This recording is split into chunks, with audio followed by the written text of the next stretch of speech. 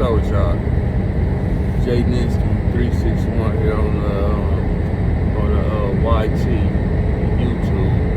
Alright.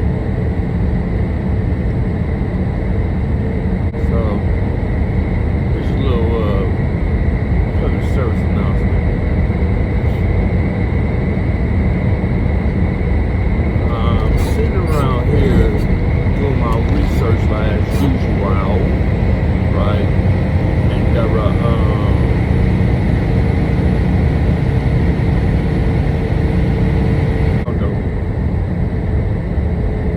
And it dawned on me that us citizens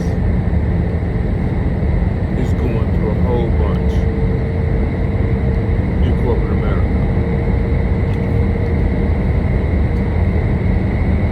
Now, before you get to saying whatever you think you're about to say, here it is. In the trucking field, trucking industry, right, has taken a big hit.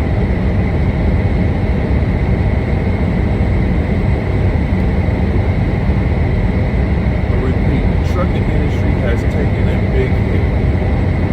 And from my understanding, I ain't been in it too long, you know what I'm saying? Been in it for about like a good 6 years, but from my understanding, that if it goes through this fluctuation, like, I don't know, maybe every 10 years. I don't know, give or take, I don't know. Right?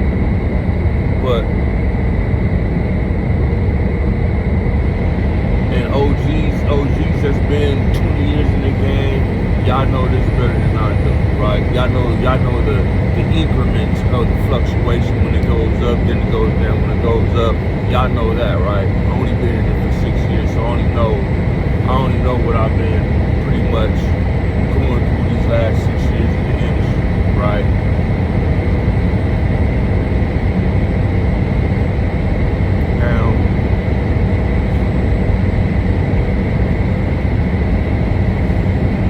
Now since that pandemic done hit, which it was real, but it was fraudulent at the same time. There's that was something that could have been avoided. Just throw it out there. It's something that could have been avoided. You know what I mean? But just like other shit that happened in the United States for their own clarity, this is something else that they want to throw out too because they have an agenda, right? Now, that's way over there. We ain't even on that. I just have to throw that out, right? Because this pandemic, just like every other thing that's been going on in the United States, is showing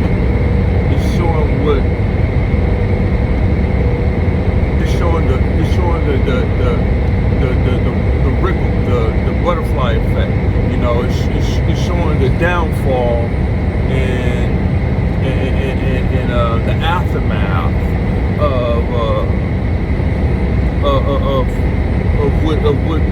of their agenda. All right. Now, once upon a time, not so long ago, freight was going for about like $5, $6 per mile. And when I say $5, $6 per mile, I'm talking about including change. So we talking about like $5.40, $5.50, $5.60, you know, $6.50, you know, $6.80, stick like that per mile, right? Which means that the brokers jumped on that bandwagon now because there was very little brokers, but the brokers jumped on that bandwagon, and then now that price got split. It didn't get most times it gets split in half. But in this particular situation, those prices got split in, you know what, let me do this. those prices got split by 85%. Alright, so I say that because what I'm saying is prices now for some of those same lows. I mean, times change, and this is what I'm getting at. Even times change, right? What I'm saying now, even those same lows that they were getting $6.25, $6.50 for, man, you're reluctant to see $2 for them. You'd be very lucky if you even see $2 for those same loads. And that's why a lot of businesses, some of which are owner operators, dropped out the race. They was like, what? Like, hell no. It's like, I'm not even finna, you know, and fuel went up. Fuel went up. When fuel was like, for example, California fuel is like $5-6, you know, it's in change, right? It's almost like they swap. Like, well, shit, right? So fuel in California is like $5-6. Fuel here where I'm at right now, I'm in Montana. Fuel here is about $3.70, $3.80, unless you go to the moms and pops, and it's like $3.60, right? My point is this.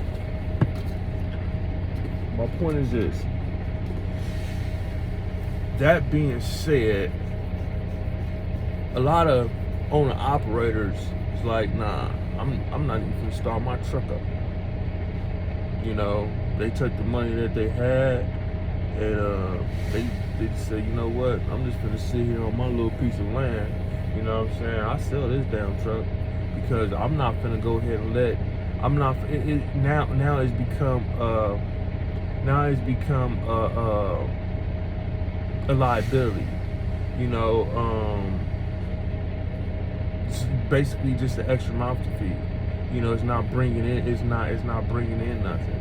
It's not, as a lot of y'all like to put, what you bringing to the table. It's not bringing nothing to the table. You know what I'm saying? So a lot of owner operators just selling their trucks. Now, I say that to say this part now. A lot of businesses, I'm talking about companies that had to let 500-600 drivers go because of the same thing. These rates are so terrible, they had to let go of drivers. I'm talking about a lot of them. They had to close down their doors. They had to liquidate their whole company.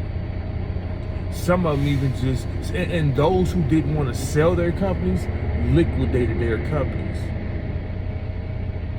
down to the bare nothing, just to say, I'm finna get something back off of this, and then we closing the doors, which is totally understandable. You know, some who's trying to get into the trucking businesses understand, like, damn, man, shit, they open the door, you know, they get everything going, and then they think they're gonna be able to make float 6 months later, they closing their doors. They just were going out of business too. So my point is that with all this stuff that's going on, you know, the debacle, the fuckery, right? We seeing, even though you see still trucks on the road, because people trying to make do, you know, Canadian companies coming here because I guess the dollar here goes a little longer over there, you know what I'm saying? And then we have all these foreigners here that just like, hey, it's $1. It's $1. It's $1 and some change. But they don't understand that because they don't live here. They live there. And some of them that do live here, they live here because because they came from other countries, so they know how to live together. Put 20 people in one house. We Americans, we don't put 20 people in one house. You know, hell shit, we trying to get rid of the kids that we got in our own house. Like shit, y'all need to get out. Y'all costing me money. Y'all breaking this shit. Y'all doing this, and y'all loud as shit. Yeah, it's time for y'all to go. You know, but I say that to say this, that the trucking industry has did a total flip. A total flip. They say it may take 2 years. They say it may take 3 years. You know, hell shit. They say, and my understanding is that the fuel prices ain't gonna go down. The fuel prices are gonna stay exactly where they are because they winning right now. So my only thing is, and that's why a lot of people is living inside of their RVs. That's why a lot of people is living inside their cars. Because rent is up. Everything is going up. Rent is going up. Cost of living is going up. You know, everything is going up. The food is going up. The pay for us to go ahead and work is dropping. It's going down. Some of these companies, it's like some of these companies ain't even trying to give you a pay raise for the simple fact is that they trying to go ahead and continue to make ends meet. You know, for example, I had went ahead and contacted another trucking company just to see what's what, right? Like, you know, let me see what's going on with them, right? You know, they seem like a good company, right? I see some of their trucks out there, you know. I asked them what was their CPM. They told me 55 cents. 55 cents. Oh yeah, but you get miles. You're gonna get about a good 1,500 to 2,500 miles. You do the math. That 1,500 miles a week. 1,500 miles a week, dude. That ain't nothing but like $800. You know. So even if you do give me freaking 2,500 miles, hell shit, I'm barely clearing $1,200. You know how much rent is? That's not even rent money. You know how much freaking insurance is? My car insurance is? Man, get the fuck out. Am I, you know what it's like? I'm not living above my means, but you know how much money that is? That is not even rent money, bro. It's like, nah, I can't, I'm not doing that. I'm not doing that at all. If you're in Montana, why the fuck are you sleeping at a truck stop? That's everything. But see, like I'm saying, right? Even in Montana, people is like sleeping in their cars. You know, but this is Montana though, so it's like not really a big issue. You know, you sleep in your car, get up, go to work and shit like that, go back, you know, you're gonna save you some money probably. You know, but the thing is that the money that they're giving you is not enough money. Because cost of living has went up, but the pay rate is still, you know, and that's not the only company. I talked to a couple other companies, and it's like, to tell you the truth, with the rates, and see, here's the problem with how I see it. The trucking companies is trying to make do, trying to stay afloat by ripping off the drivers, right? And paying the drivers little to nothing, right? But like, they're like, oh yeah, come over here, we're the best company on the market, yada yada, in the industry, yada yada yada, right? So the trucking companies is ripping off the drivers, right? Because the companies is being ripped off by the brokers, and to tell you the truth, it's not really all the shippers. Even though some of the shippers are starting like what? They doing what? Oh, they saving money? Oh shit, we're gonna do the same thing, right? So even though some of the shippers is doing, not all of them are doing it, you know?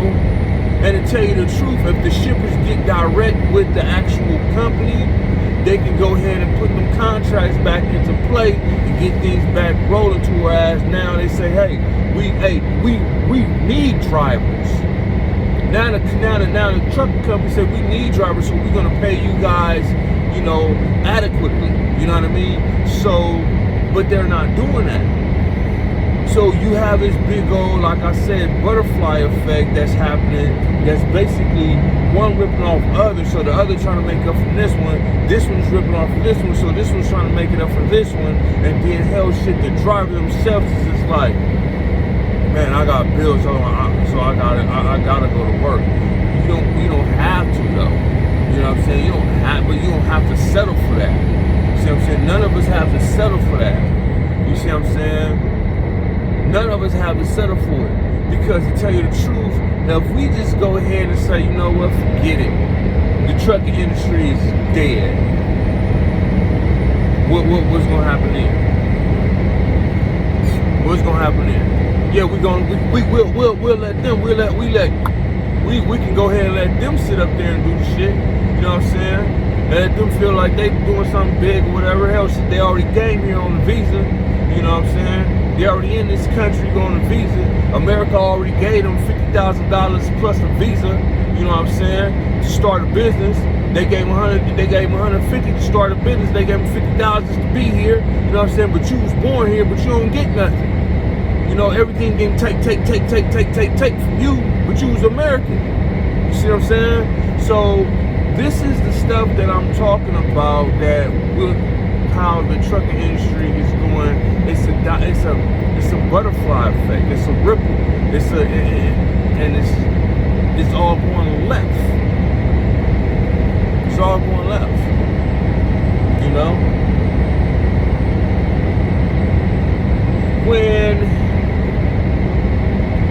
When will it change? Don't know. Don't know. Should we all just go ahead and just buy little fifth wheel campers, you know, and haul it to the nearest freaking RV spot and just pay the $500? Should we all just do that? Should we all just camp out in freaking national parks and stuff like that and be on a freaking, go back to how it was before we needed electricity? You know? Which means we going back to the border days. We're gonna have to start trading and shit like that. You know, those who go out and hunt. You know what I'm saying? And, you know, is that what we leading to? Should we go ahead and say, you know what? We don't need those cars. Just leave them parked wherever the fuck they at. Because it's more of a liability. You know, you got fuel, you got maintenance on the car, right? You got fuel, you got maintenance on the car, you got insurance, right? You see what I'm saying? That's a liability. You know, for what? Just to get from point A to point B? Shit, you know how many horses is out here still? You don't need no license to get on no goddamn horse. And from my understanding is, back in the days, they was freaking they was riding on a horse drunk as a motherfucker. Well, I'm going to jail for that. So, what I'm saying is, as if you're not comprehending, catching up, following what I'm saying is that we're going through some real bullshit right now, and it's time for a big old change, man. The change has to be very, very subtle, but very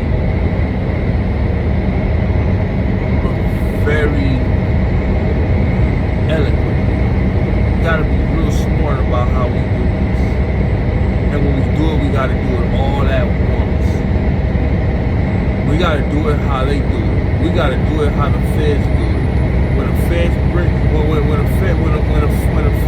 the feds know that there's multiple things that's going on, but it's all one outfit, they all appear all in these specific places at these specific times, and they hit at one time frame, whether if it's East Coast, West Coast, or the mountains. They all hit at the same freaking time. So nobody can get on no phones and say, hey, here they come.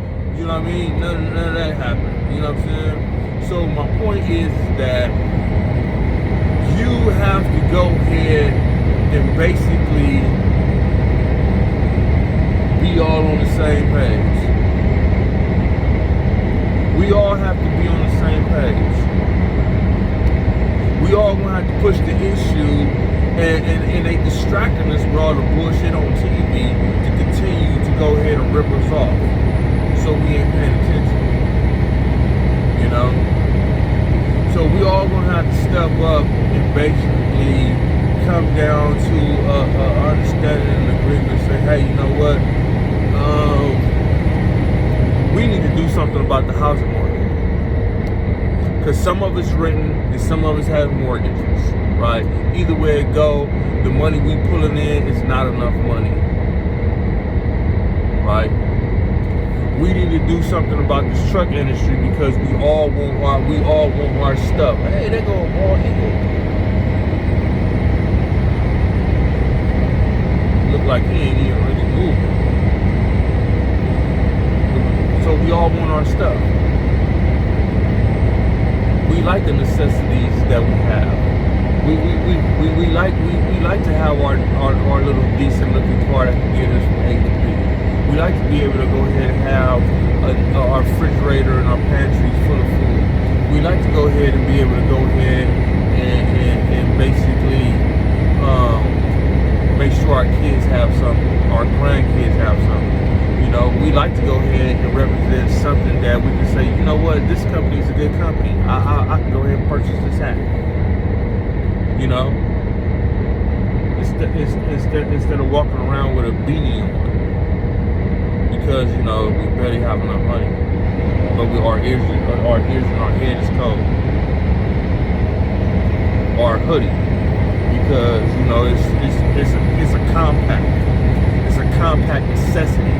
It's a sweater, and it can cover up your head so your head won't get cold, right? So my point is that we all need to be fighting the same fight for the same reasons, for the same results. That's the bottom line. You know, we need to push the issue on capping not only the mortgage, or you know, this ain't really too much you can do on the mortgage, because the mortgage is mortgage. You know, you're paying for your land, you're paying for your house. So ain't too much you can do on that. But shit, some of these houses ain't even really worth what they selling them for. Trust me, I know. Like, so, but these apartments, we gotta cap these apartments, because they going up every year. They going up every year. You know, every year they going up. It's just going up. Every year they going up. So we gotta cap that. That's one thing. We gotta figure. We gotta go ahead and say, hey, you know what? You're not paying us enough. Minimum wage gotta go up. Hey, you're not paying us enough. Hey, you know, what you paying drivers need to get paid. If you're gonna pay a driver to drive freaking 2,200 miles from the West Coast to the Midwest, then you need to pay. And that driver has been on the road for 3 days and sleeping inside of a truck. You need to pay that driver adequately. You know what I mean? You need to pay that driver minimum wage plus them miles, because he has to watch that load when he has to watch that load when he can't drive. So even on the weekends he gets stuck somewhere, he gotta watch that load, make sure nobody messes with that load. Y'all got insurance on that load, y'all paying for that, but y'all not paying that driver to watch that load. You're paying the driver 55 cents per mile to drive, which is terrible. So if you're gonna pay me 55 cents to drive, so the load gets there safely, right? Okay, I can do that. I can drive it, make sure it gets there safely, right? And you're not paying, as y'all say, we're not paying you to sleep. Okay, no, cool, no problem. You're not paying me to sleep, cool. When I'm asleep, I ain't watching nothing either. You ain't paying me to sleep. You ain't paying me them 10 hours. You ain't paying me them 10 hours. That minimum wage of 10 hours. I ain't getting paid that neither. So if somebody get to fuck with the shit back there, hey, they get to taking lumber. They get to taking going inside them doors, taking whatever's inside that camper, inside that trailer. Hey, I'm getting paid CPM per miles. You're not paying me to watch that. You're not paying me to watch that load. You're paying me to get it there safely. And you're not paying me to watch it. You know, and you only paying me 55 cents to get it there. You're not paying me high dollar to make sure it gets there with some class. You know, you're not, you know, with some, you're not paying me a high price to say, you know what, this is precious cargo now, Craig. This is precious cargo, Craig. I'm getting paid high dollar for this cargo, Craig. I want to make sure my cargo is Craig. You know, you ain't paying me to make me feel that I should do that. So I'm not. See what I'm saying? So it kind of it has a swivel on both terms. You know? I say all that to say that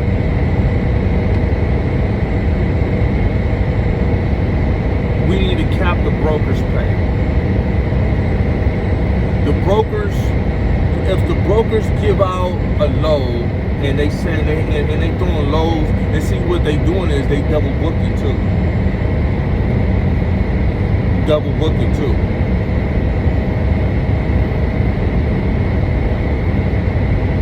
So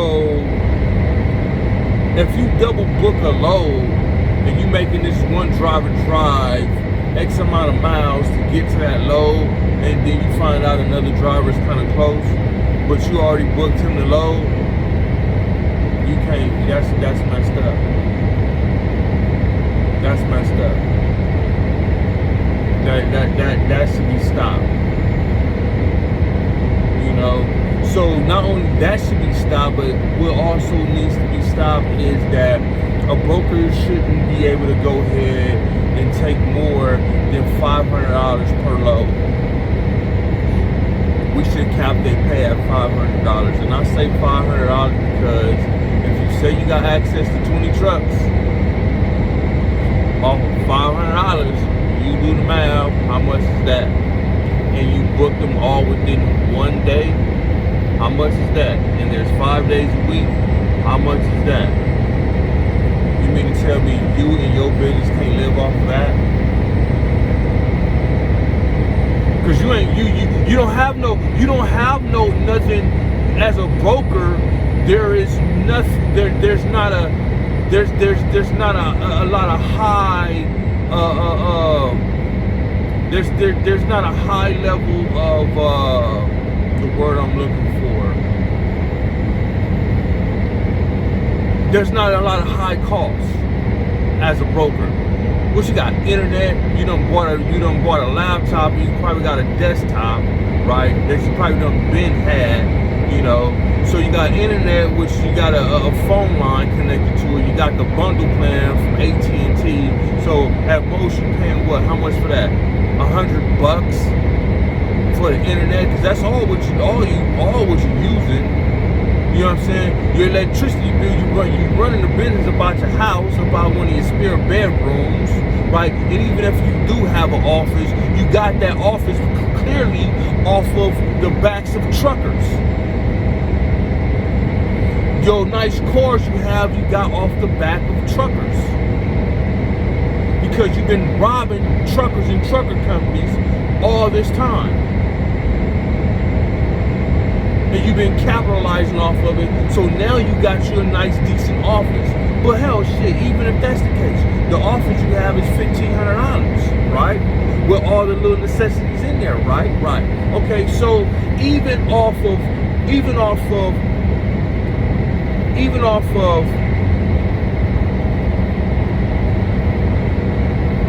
20 trucks, $500 per load. You mean to tell me, and you got access to a lot of loads, right? So you mean to tell me you can't go ahead and still keep stuff up to float with that? You have a problem. My part is on this, and I'm gonna end it because I'm already past what I wanted to do in this video as. What I'm saying is that brokers need to be capped. Truckers need to be getting paid way more money. If you're a company driver, you need to be getting paid way more money per mile. Let's speak about like 90 cents per mile. Let's speak about like $1.10 per mile, right? That kind of type shit. You see what I'm saying? Let's talk about that. You know, per mile. You see what I'm saying? Including benefits. We need to wipe out all this freaking 1099 stuff, because that 1099 stuff, unless you are the actual owner operator, that's the only person who needs to be filing 1099. But as if you're working for a company, there should be no 1099s. Everything is W-2s, because you're working for a company. If they can fire you, that's a W-2. Any kind of terminations or anything like that, that's a W-2.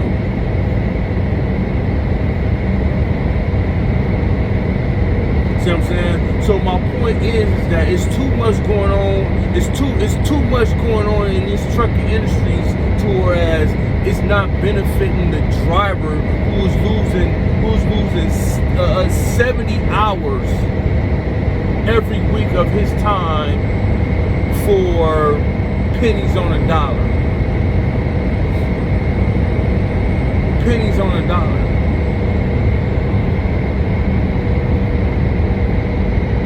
And to tell you the truth, even if they go ahead and say, you know what, we don't want to go ahead and work with you no more, they just bring that truck back or whatever, they don't even want to do the common courtesy of go ahead and say, hey, you know what, we flew him out here, we might as well fly his butt back. We rent a car for him, we might as well rent a car for him so he can get back.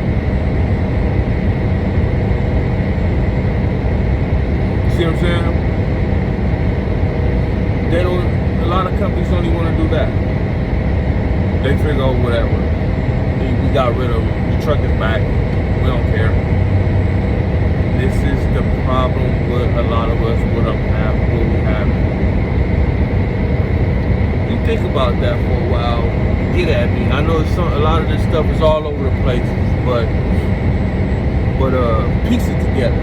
Piece it together and tell me if I'm right or wrong. That's it. Just tell me if I'm right or wrong.